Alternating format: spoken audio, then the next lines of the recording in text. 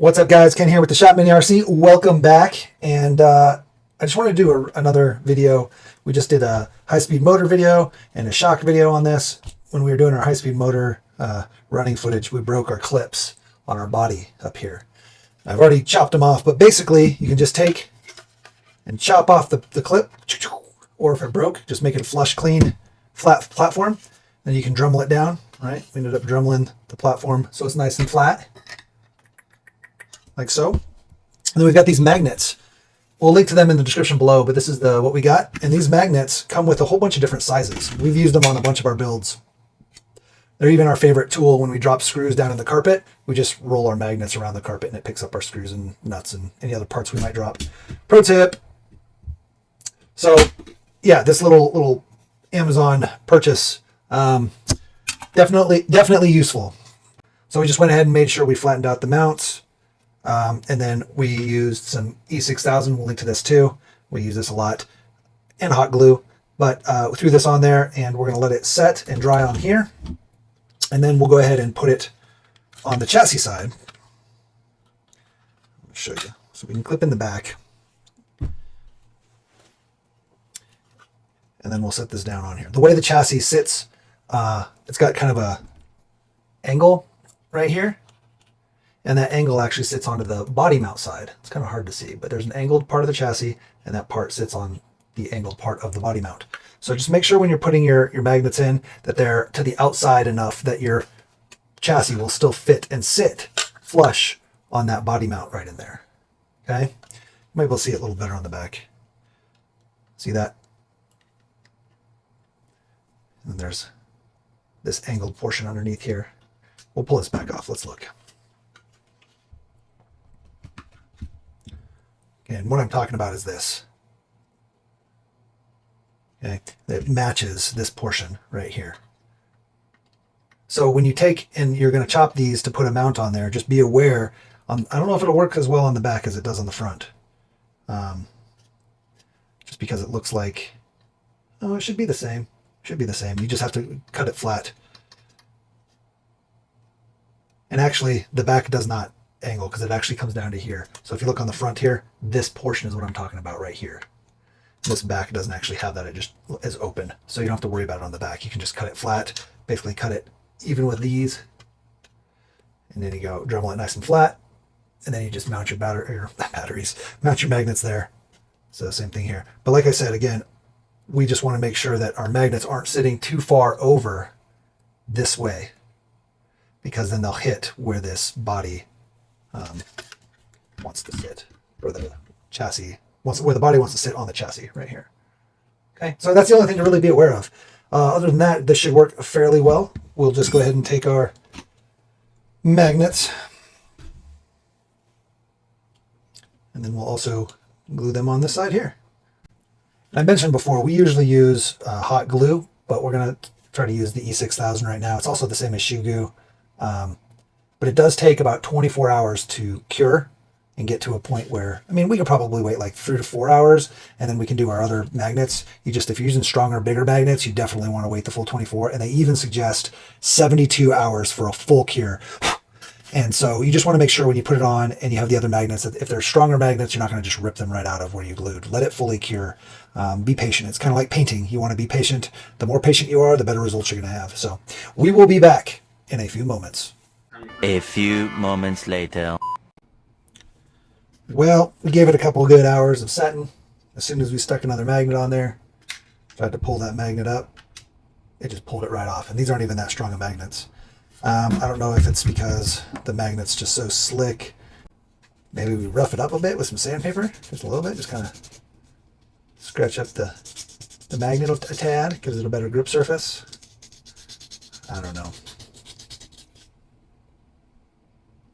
I don't know why it didn't stay. We're going to go our tried and true method. It's also just faster. We don't have to wait hours for it to cure. I'm sure if we put more, maybe if we waited the full 72 hours, it would have held. I don't know. Just, we've never had real issues with the hot glue, so we're going to hot glue it.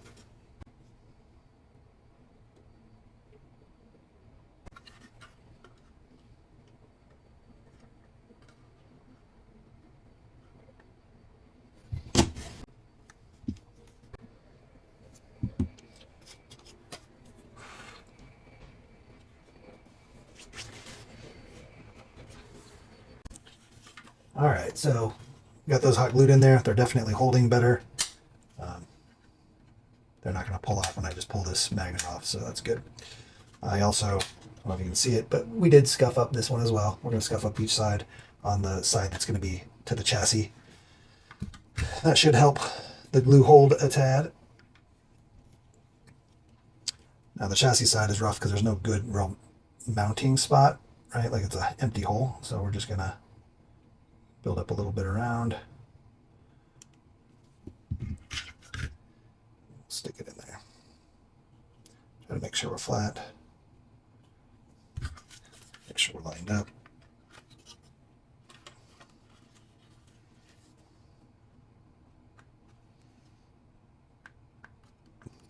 Yeah, it's pretty much right where you want to be.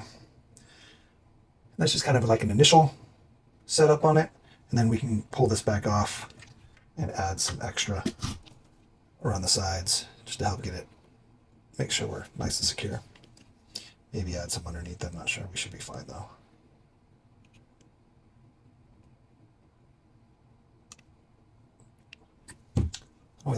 We wet our finger, that way we don't get burnt and it doesn't stick, because when your finger's wet, it won't stick. We can press it in. So not only do we not get burnt, but it also doesn't stick to us, so that's nice. Because hot glue will stick to you. Okay.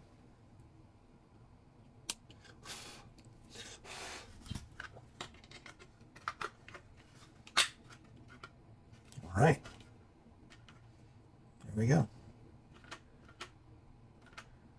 Now it's not super strong, but it's pretty strong. And when we get that other side on there, it'll be pretty dang good.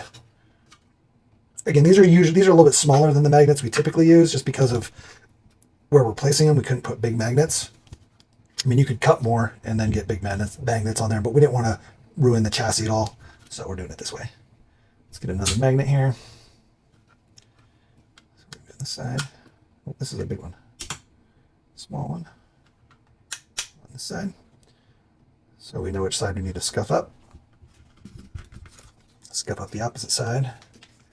Yeah, it's just about getting a little bit of scuffing so that the hot glue kind of slides into the cracks and crevices, those little microscopic cracks and crevices.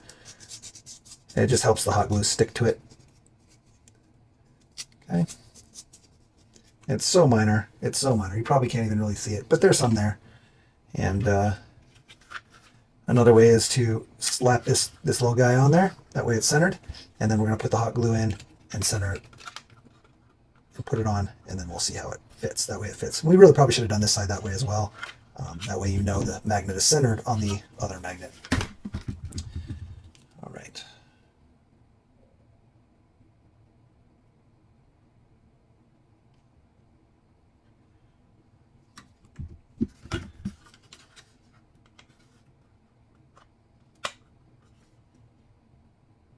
We just didn't want the hot glue to stick to the mounts in any way.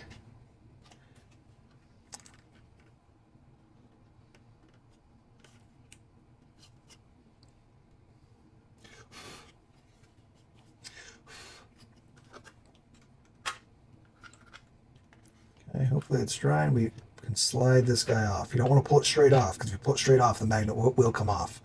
So we slide it off. Now we can add some glue around the edges. You don't want to go crazy with the glue, but you do want enough to be able to hold it. And again, we can clean it up. Just kind of rub it on it with a wet finger. Yep. That's what I said. All right. So it's pretty clean. Let's make sure it's nice and cooled. It's going to stay.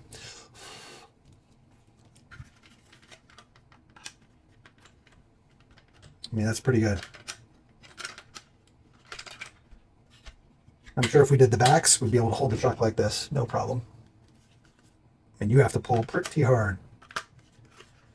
I'm sure with the hard enough hit, it'll pop off, but at least you won't be breaking mounts, right? If you're bashing it, you'd rather your body pop off because the magnets are a little weak than breaking a bumper or breaking actual mounts. So when these back ones finally break, and they will, we will do the same thing. So it will be a little bit better in the sense that we won't be breaking every time the body gets hit hard. Worst case, the body pops off, which isn't the end of the world. I'd rather the body pop off than plastic break. It's not a crawler. It's a little more battery, so it's not like we're hitting rocks and the body is getting pulled off by the rocks. That's usually not a good thing. That's why we use stronger magnets on the bodies for rock crawling. But on this, I think it's fine. Worst case, we could always try to go bigger on the magnets, but then you've got to make sure you've got the space. You might have to do more cutting. Oh, just one more thing I wanted to show. If we do stick with this magnet setup, which will run for a while like this, we can actually take our light wires, chop them off here, put our positive and negative, and then take our lights from here and put our positive and negative, and then we don't have to have this connecting wire. I've got another video showing this stuff. I'll try to post it over here. But then, yeah, you can just pull your body off, and you don't have any wires to mess with. When you put your body together, boom, no wires, it works. Your lights will turn on. So we will look at that at some point as well. And one last thing I'll show, since we're in here already, and this is a fairly short one. On these FCX24s, for some reason they put these C-hub screws, I don't know if you can see them very well, there you go. The C-hub screws on the front. And if you notice, when you turn, your steering links and your knuckles hit those screws. So you'll actually get a better turn radius if you pull these screws out. Simple as that. And just throw the screw in the backside, like so. Just switch the side they're on and you'll get a lot more turn radius. And I'll show you that here. So that's kind of our max there. And that's our max that way. You can see you get a lot more turn radius.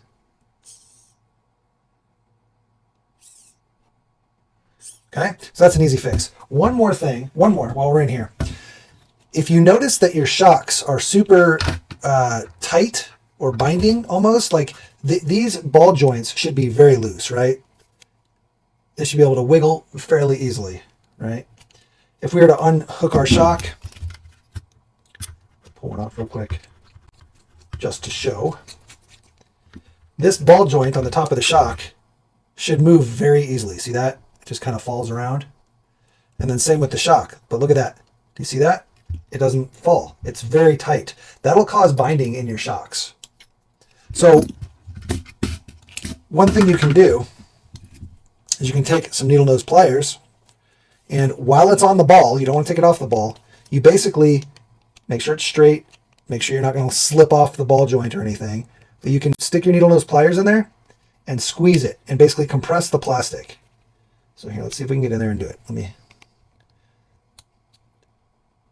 just want to make sure you're not slipping off or twisting it or causing any kind of damage to the plastic, because you can break or crack the plastic, but you can get a good grip on there. There's not a lot of space, so it does make it a little harder, but you can get some good grip on there. Get your needle nose under there and just give it a good even squeeze. A couple squeezes. Just make sure you're not slipping off and breaking it. But the more you squeeze it, the looser it'll get. You're basically compressing the plastic against the ball joint. All right, so again, as long as you don't crack it, you can see now it drops freely. You just got to be careful. You can do squeezes, more lighter squeezes instead of one big squeeze. And again, you don't want to slip off, because if you slip off the joint, it'll break. You can see there's a difference there. Just don't overdo it. And you can see this side is also very loose. Okay. Just, again, be careful not to squeeze it too hard and crack it. I've also seen people like heat up the ball joint and stick the eyelet back on the ball joint and move it around. Or you can take a little bit of sandpaper, just like light, and try to do the inside. The problem is, if you understand the way the cup of the ball joint works, the edges are more narrow than the inside, right? On the inside middle, it's rounded so that the ball can stick in there and it doesn't just slide right off. So the inside is rounded, right? So the ball pops in and holds. But what you can try to, very carefully X-Acto that just a little bit. But really, ideally, you don't want to do that, because you could cause it to have the ball pop out easily. It'll just start falling out. You still want the ball to kind of have that snap to get back in.